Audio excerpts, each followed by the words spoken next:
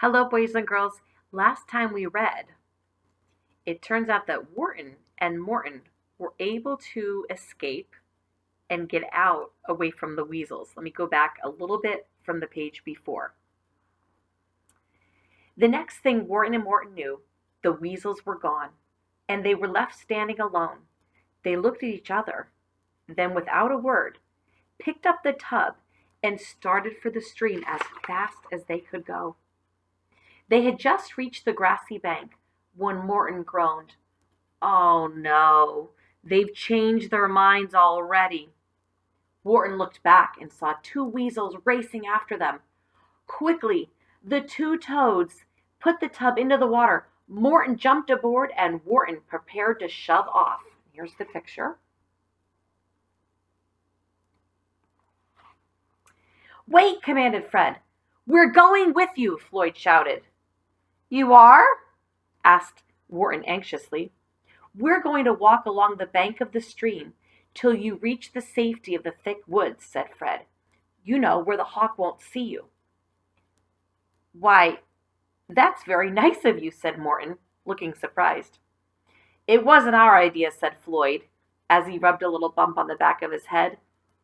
"Frida suggested it." "Oh," chuckled Wharton, giving Morton a nudge. Then he pushed the pole against the bank and shoved off. The little tub drifted over the sparkling water and into the deeper part of the stream. There the strong current took hold, and they were swept away. Around the first bend they came to the hillside, where the big wide pine tree grew over what was to be the weasel's new home. Dust was pouring out of the entrance under the stone and swirling up into the air. From inside there came the sound of much commotion. "Pull that rock out next," they heard Fulton command. "Oh, all right," answered Frank. "But remember, next week when it's my turn, you'd better do what I say." "I'm going to sleep all next week in my own private room," shouted Fritz. "Good," yelled Frida. "Then I won't have to cook for you." Wharton and Morton couldn't help but smile. Then they were swept around another bend and entered the protective shelter of the thick, overhanging trees. The moment they did, Fred and Floyd spun around and were gone. Morton breathed a sigh of relief, and Wharton gave one last push with the pole. Then they both settled back and listened to the murmuring of the little stream as it carried them along its winding way to the other side of the deep forest.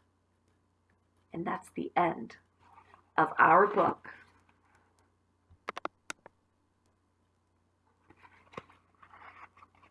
Wharton and the King of the Skies. I'll be on tomorrow with a new read aloud. Bye, everybody.